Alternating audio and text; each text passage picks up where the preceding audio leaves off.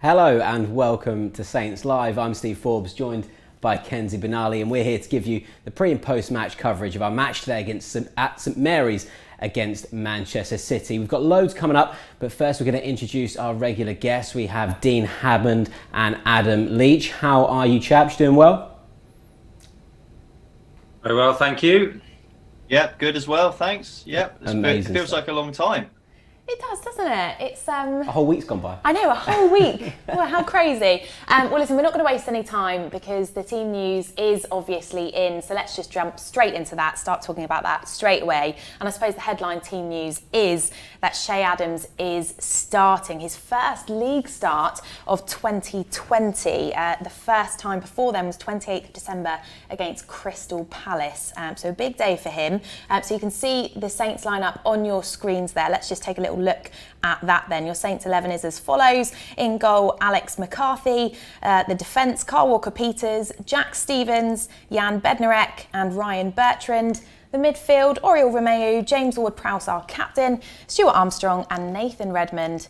And the strikers, Che Adams and Danny Ings. The substitutes then for Southampton, Angus Gunn, Jake Vokins, Kevin Danso, Will Smallbone, Alex Yankovic, Will Ferry, Musa Gineppo, Michael Obafemi and Shane Long.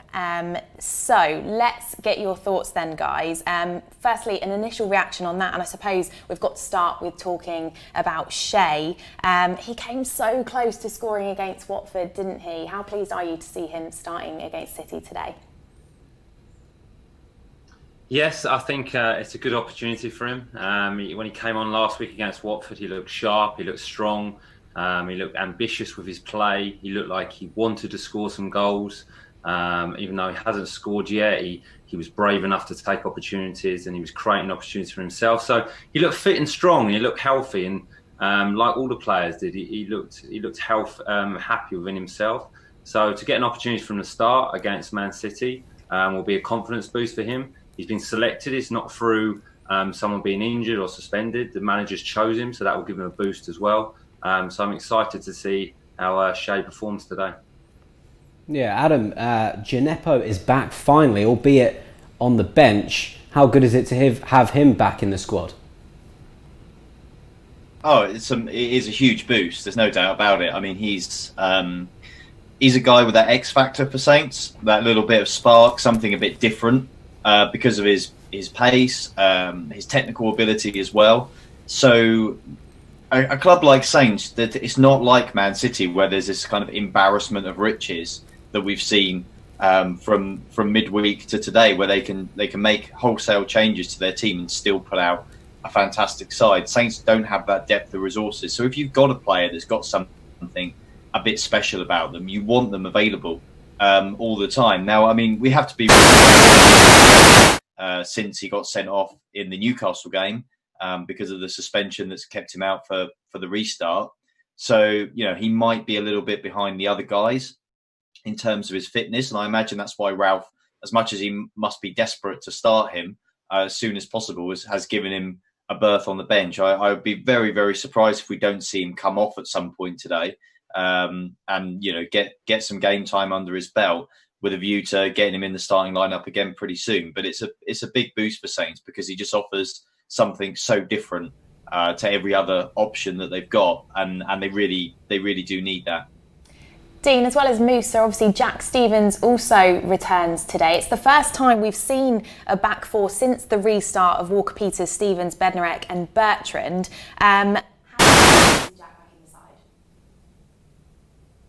Yeah, it's good for Jack to come straight back in the side after suspension.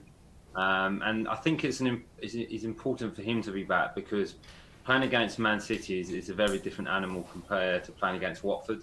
The Man City approach, there will be lots of through balls, lots of combinations, lots of one-touch around the box, lots of quick play, not so direct as Watford were.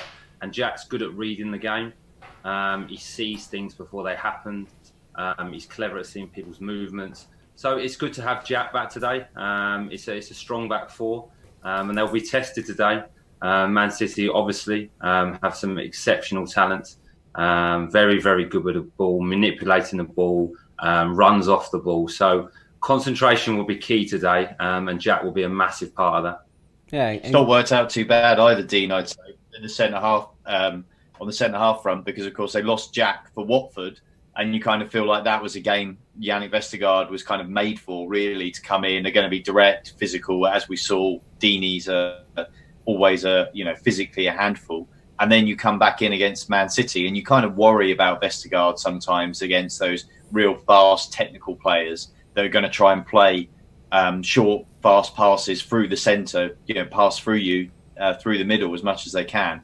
And Stevens is kind of the guy that you want there up against that opposition. So, Vestergaard kind of picking up a knock and Stevens coming back, but Stevens being suspended for Watford, it kind of all fell into place. If it was the other way round, it would have not been quite as good, I don't think, for Ralph. So he's kind of had a stroke of fortune, I think, with the way it's panned out. Yeah, and looking at the starting lineup and on the subs bench with the changes that have been made and who were playing tonight, do you think that Ralph has got it right, Adam, to start with? Yeah, I think so. I think against Man City, I imagine the teams that do best against Man City are the ones that manage to kind of ride their luck the best, in a way.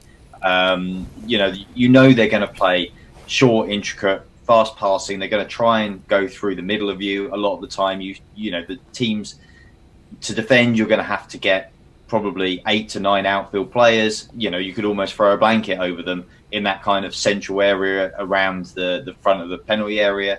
You're going to have to defend really well. And I think Ralph's picked a sensible team, but you also need to be able to have a counter-attacking threat as well, because otherwise, how are you ever going to get out? How are you ever going to do anything other than just defend for 90 minutes? You've got the pace of Redmond there. Adams is a big, strong lad. I'm sure they'll be looking at him to hold the ball up. And Danny Ings is obviously on fantastic form. So they've got threats. They've got some pace on the bench as well, in Long and Gineppo. So a bit later on, as the game starts to perhaps get a little more stretched, if you've kept Man City out, you've got extra pace you can bring on for the counter-attack. And I guess the selection today of Armstrong, having given Smallbone the game last time, makes perfect sense. You've got to have good, solid, experienced players in against Man City. Armstrong gives you all of that, as well as obviously the ability he brings. So yeah, I think it's a good selection from Ralph. Adam, you mentioned that pace on the bench, and Mark's got in touch. He's watching on YouTube, and he agrees with you. He said, great to have Gineppo back. Can't wait to add him to the squad. More pace and creativity. And there's loads of comments flooding in. Loads of the fans delighted to see that Shea is starting against City today. Ethan said 2-1 to the Saints. Adams and James Ward-Prowse to score. Scott Allen, good afternoon. He's watching on Facebook. He said, would be a dream to break this curse of our home form against Man City, wouldn't it just? Jack Lewis has also said, hope Adams scores today. That seems to be the general consensus across the board on our comments on social media. Lorraine Evans is watching on Facebook. She says, good luck, guys. Come on, Danny Ings for the golden boot. Yeah, we believe in him, don't we? We've got another comment here from Christy. She says, sending good luck vibes from Florida. Come on, you Reds. How glorious. Lucky you, Christy. And a final one here for now then from Chris. He's watching on Facebook. He says, good luck, Saints. Come on, Ings. Be great to beat City. Oh, certainly would, wouldn't it, Steve? Wouldn't it just, yeah. Now, last time out, Saints reached the magic 40-point mark with a 3-1 win against Watford. So let's refresh our memories of that one.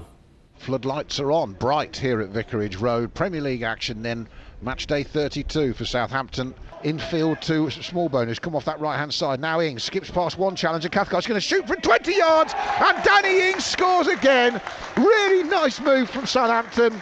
They built on what they did a couple of minutes before, but as soon as he backed off him in the D, low ball inside the left-hand post, 1-0. Not a good delivery that from the free kick. That. Oh, that's poor clearance from Foster. He's giving it away. Ings has intercepted it 35 yards from goal, and he's in the box. He's got long to his left. He fires Saints into a 2-0 lead. In the end, he just decided to smash it past Dawson and Foster. It may have got a slight deflection off Dawson and done the keeper. And the cross comes in from the left, and the deflection takes it in for Watford. And it's game on. The cross was whipped in, and it's hit the Saints defender. And I'm pretty sure that is a Jan Bednarek own goal from the near post. and that's put Watford back in the game. Saints were cruising with 11 minutes to go. Dead centre, 5 or 6 yellow shirts in the wall. Ward-Prowse against Foster, and he has put it in! It's his first goal for 21 games. Watford at home, Watford away, like Danny Ings, and finally James Ward-Prowse is on the score sheet, and that really should finish this as a contest. Watford 1, Saints 3, Ward-Prowse back to his best. I'm still having dreams about Prowse's free kick on that one. Oh, as am I. I think all Saints fans are, aren't they? He loves a free kick, does Prowse. Great win there. And we've got 6 games still until the end of the Premier League this year. I think we can see a graphic with who we've got coming up. Now, Dean and Adam, looking at those remaining fixtures, what would actually be good to finish on? We're on 40 now, but what would you be expecting to finish the season on? It's always tough to predict Premier League results because obviously every team is very, very good, and the fixtures that Southampton have got left are tough fixtures, especially the next 2 in Everton and Man United. But I can see some points being picked up against Brighton and Bournemouth, and then finishing well against Sheffield United. So, and the points today possibly against Man City. But I would suggest 45, 46 points.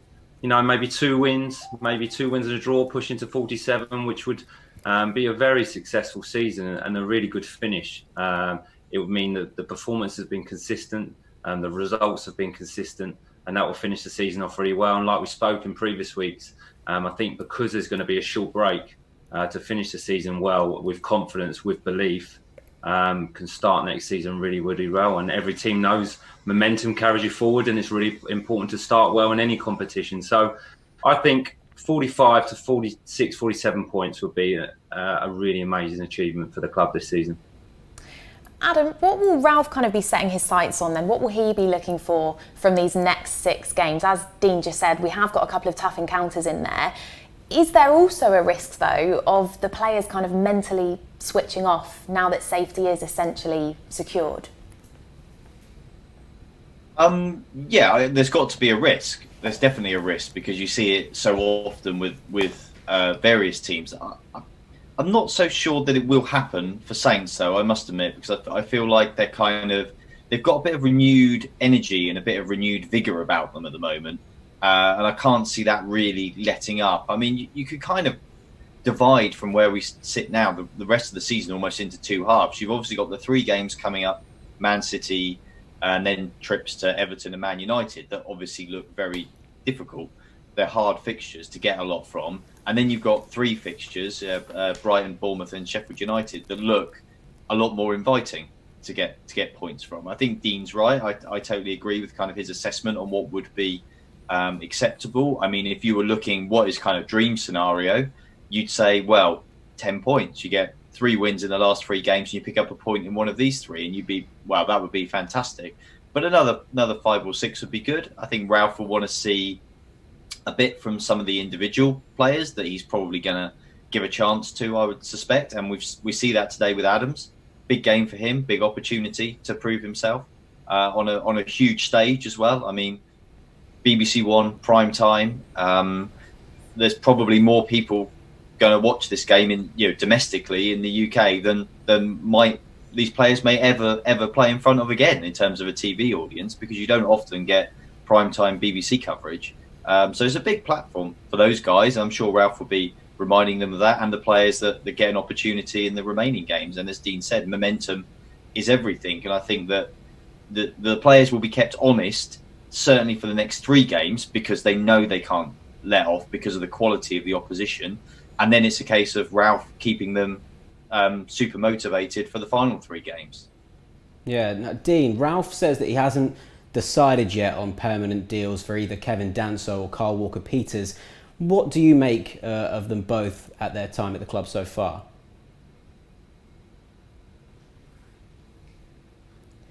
Right, I think we've got some technical issues. I think we have lost Dean and Adam there. So we'll keep going.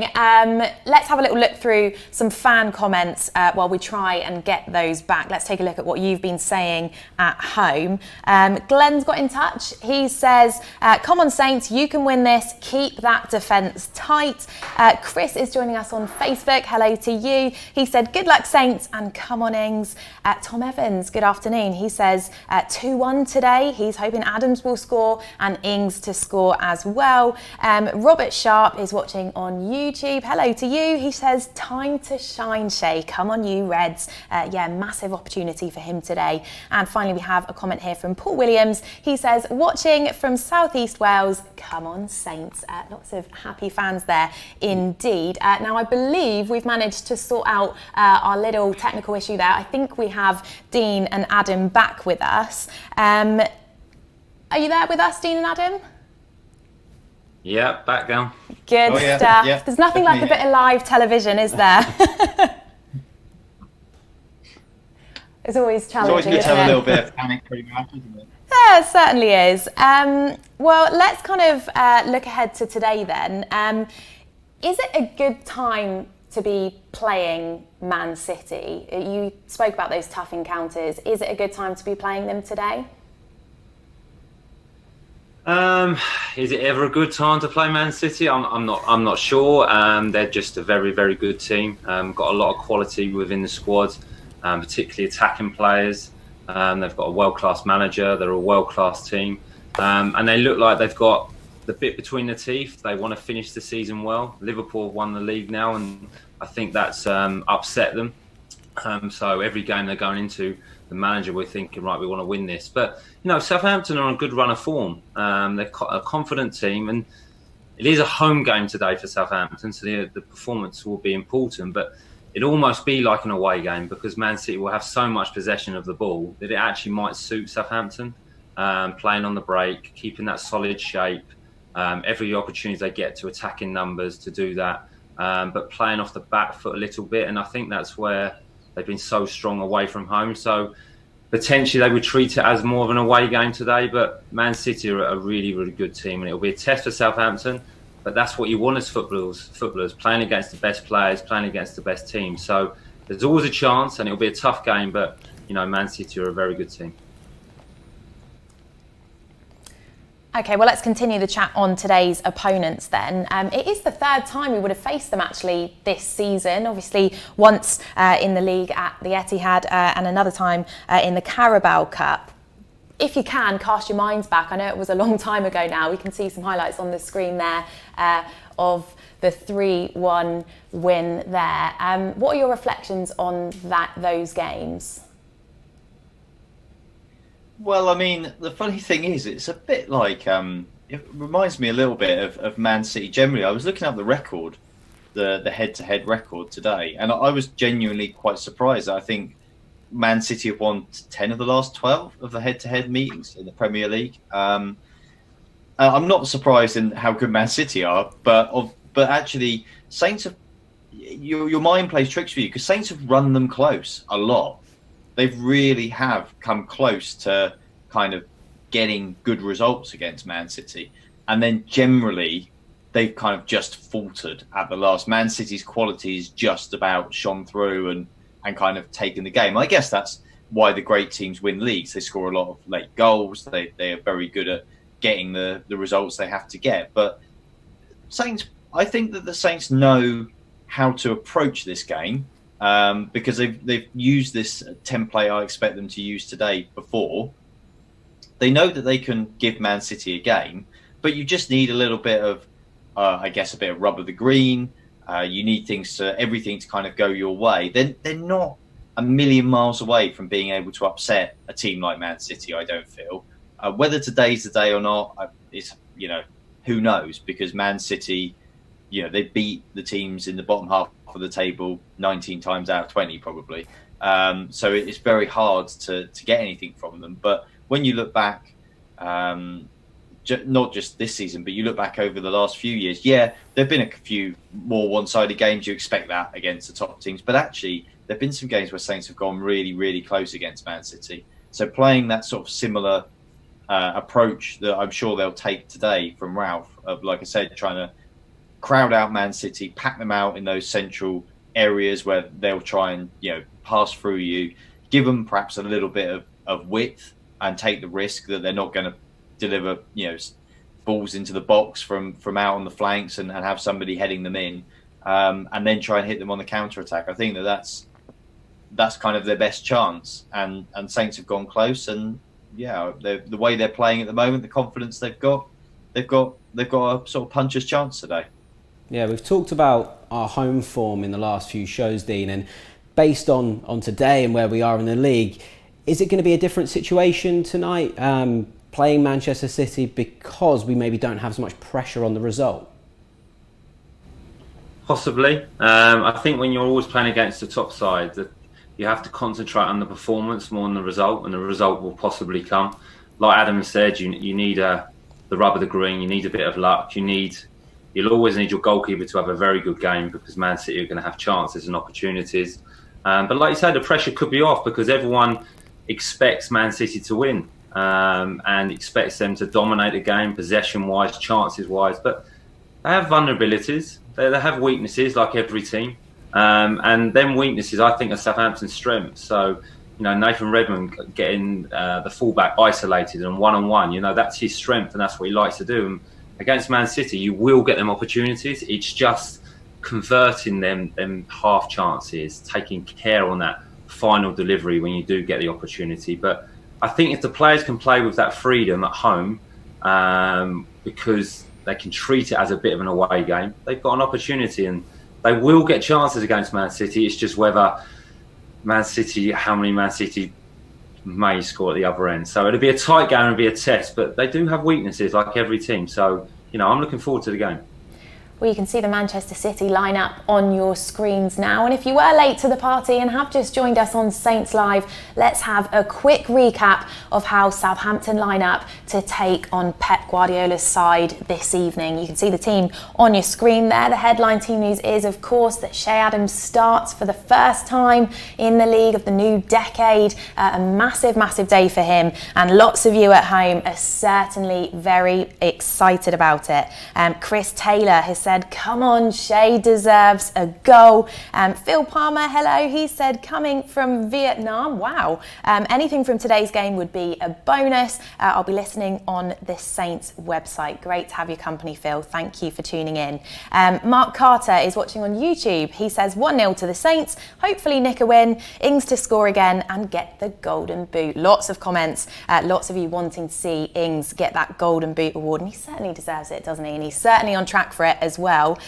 Lee Brody, watching on Facebook, is going for a 3-2 win to the Saints today. And Robert Sharp, watching on YouTube, has said, my heart says Saints, head says City. I've got to admit, I'm kind of the same as you, but lots of positivity actually on social media. Lots of people going for a big Saints win today. Yeah, fingers crossed. But Southampton have beaten Manchester City just twice since their return to the Premier League in 2012, the first of which was a win back in February 2013. So let's cast our minds back to then. Hampton now hoping to make it a big night at the bottom of the Premier League. Every single result has gone their way this afternoon. Can Southampton take advantage? Now this time Puncheon has robbed Barry of possession. Lambert ahead. Puncheon looking for the pass infield. Surely a chance. Shot from Rodriguez. It's saved by Hart. And the follow-up from Puncheon goes into the back of the net. And Jason Puncheon gets Saints underway against the champions of St Mary's. The place erupts. Good work from Lambert. Rodriguez's shot was smothered. And Puncheon has siphoned the ball inside the post. It's an early lead for Southampton. Saints 1, Manchester City 0.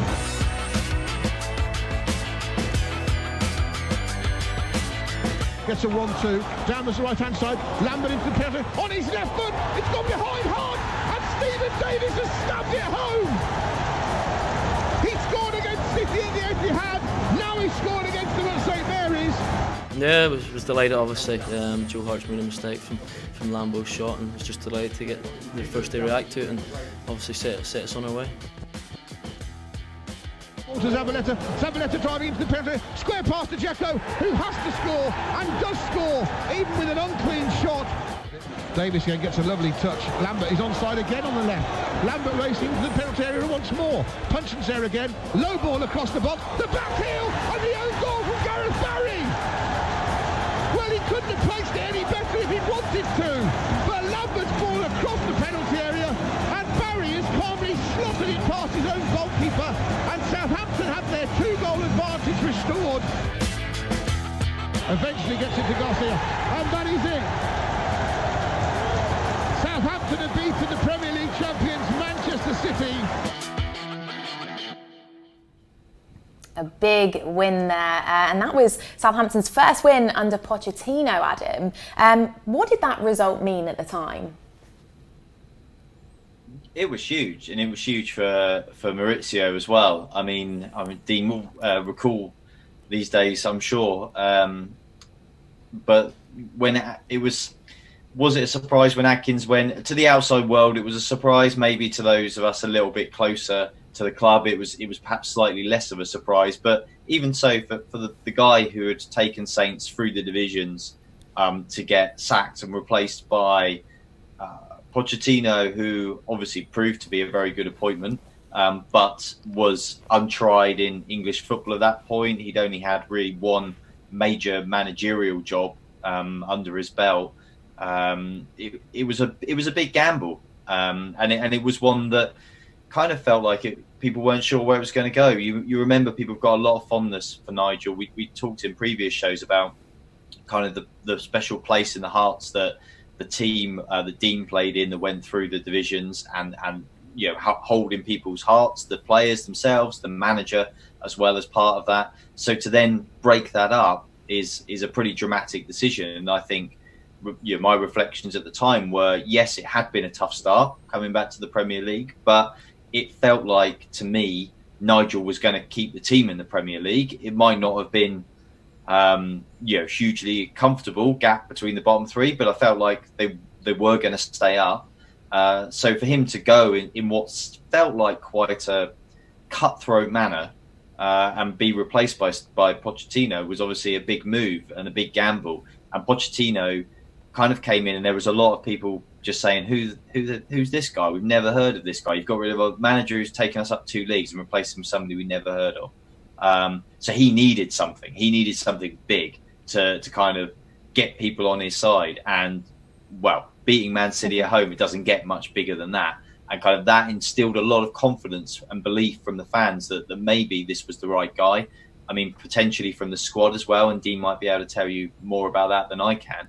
But it was a big moment for Pochettino personally, and also the team and the club to kind of decide that this was a guy they could get behind despite the sadness of losing Nigel. Yeah, the first goal in that game was scored by Jason Puncheon, and Dean, you played with him, and some may say he had a turbulent time at Saints. What are your memories of Jason? First of all, he's an amazing player.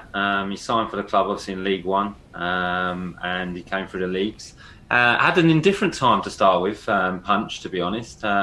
Was in the team, and then for some reason fell out of favour with the manager and the club, wasn't training with the first team, and then came back into the fold after a period.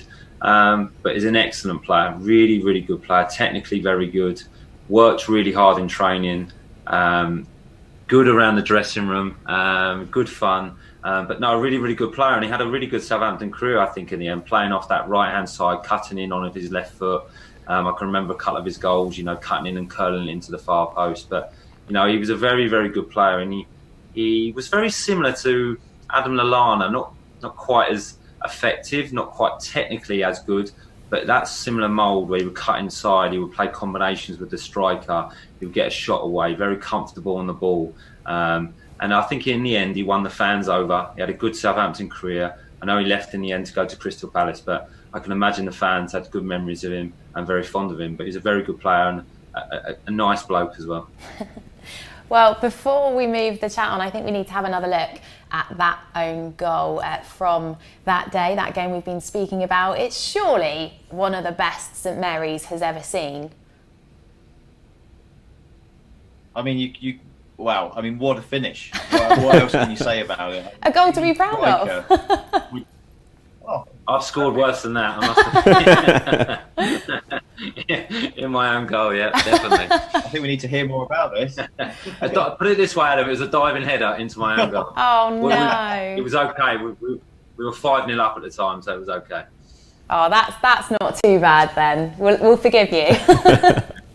Right, let's take a look across socials then at what you guys at home are saying. Great to get you involved in the conversation as well. Of course, that's what Saints Live is all about, hearing from you, the fans. Robert Sharp has got in touch on YouTube. Hello to you. David's also watching. He's on Facebook. He says, this is our strongest lineup in my opinion. Great to see Adams get the nod. So happy for him. Colin Smith has said, looking forward to the game and hopefully Saints can put in a good performance. Nicholas Carter, good afternoon. He's on YouTube and he says, good lineup. Come on, Saints. And Eddie Cool is also watching Saints Live today. He says, come on, you Saints. And he's going for a 3-1 win. So again, lots of really positive comments coming in from the fans. But we are going to move the chat on now then to a conversation we did actually have on the last show. We spoke about Southampton's midfield options. There are quite a few of them. How did you feel last week's kind of midfield performed? Obviously we saw Ward-Prowse, Romeu, Smallbone and Redmond, a couple of changes today. What do you kind of make of the starting lineup today and how different it will be in midfield from our last encounter?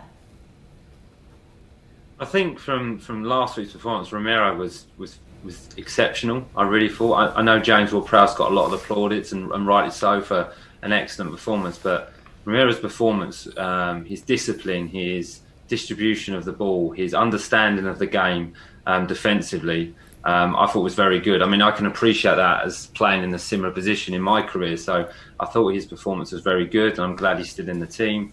James Ward-Prowse, obviously, with the free kick and the way he led the team, and his performance on and off the ball was excellent.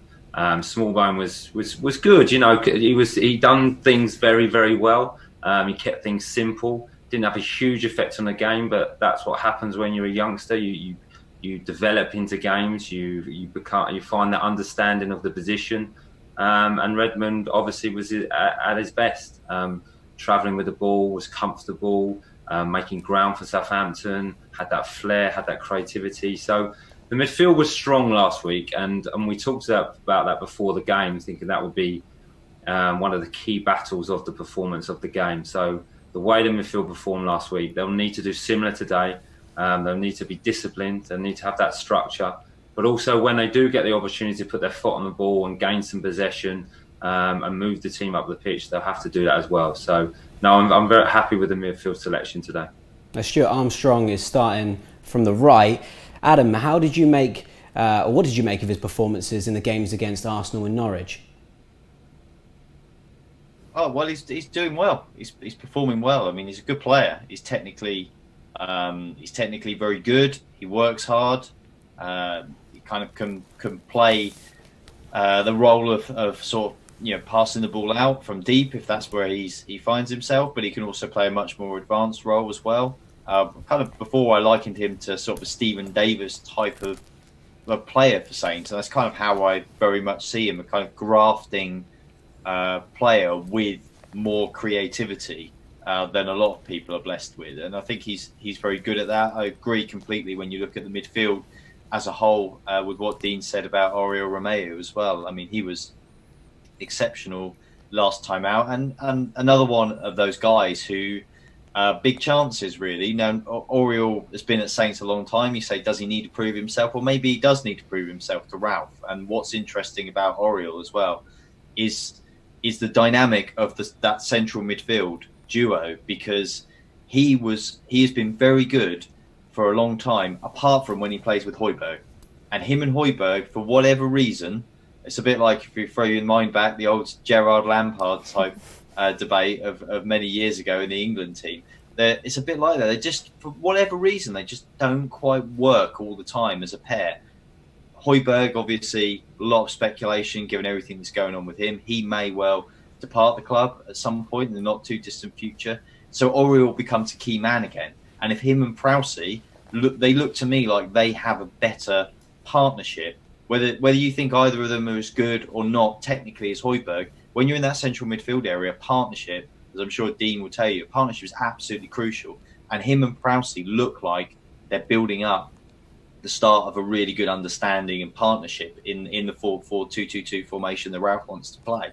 And that's really important. It's a big day, a big occasion for him as well, to prove that he can kind of be that shield to the back four in an area, that little pocket just in front of the back four where Man City love to play, and they have real danger and real quality in there. So a big day for him as well. Yeah, big day. We've got just about 20 minutes to go until kick-off at St Mary's against Manchester City. We now know who Ralph has picked, but we caught up with the Southampton manager a little earlier on today. Has it surprised you the size of the gap between the top two teams this season, in terms of points at least? Yeah, I think the points are a little bit more that everybody expected, because Liverpool was too consistent, too hungry, too good, to be honest, too clear and too stable for Man City. But you see that nothing lasts forever, and you can be sure that next season it will be looking quite different. There's some teams really developing in this season and waiting for the next attack. And then, this top teams in the league, this makes the Premier League so interesting, I think, that you can never be sure that the next season it's the same. Has your experience in the Premier League also taught you that kind of any result is possible as well, and actually not to fear the best teams? No, this was never our way to go in a game against a top team. Fear is not a good partner in that moment. So you need to have more bravery and respect, yes, but also believe in what you're doing. And even then, knowing that you have to invest more than the opponent does, because if you run the same, sprint the same, and fight the same, you will be a second winner. And if you do it more than the opponent, then maybe you have a chance to get a surprising result. I know a huge amount of work went in over the lockdown period, a lot of work behind the scenes that people wouldn't have seen outside of the club. How rewarding has it been to see the way your team has responded to get to the 40 points inside 3 matches, and does it excite you for the rest of the season? Yeah, absolutely. It was an important signal for us that we see that we are fit and that the guys worked very hard. It's also a good signal for the future that you know that if you have off and they work from home, that you can trust them a little bit more, because you know that they are doing what they are told to do, because they know when they come back and they have not this fitness level that they need to have, then it's very difficult to play immediately in our shape and in our way we want to play football. And this is absolutely a good signal for the future and helps us. All right, so that's what Ralph had to say a little earlier on. As I mentioned, not long now until kick-off at St Mary's, as we can see there, against Manchester City. Just quickly, gentlemen, what do you rate Saints' chances of getting something today? Let's go to you, Dean, first. I think it's going to have to be a spirited, hard-working, disciplined performance. Obviously playing off the shape that the players are understanding more and more now. There's going to have to be moments that they're going to need some luck, and McCarthy in goal is going to have a really good performance. But like I mentioned before, Man City do have weaknesses. Southampton will have opportunities. So I'm going to go for a 1-1 score draw today. Yeah, I mean, I kind of agree with everything Dean said.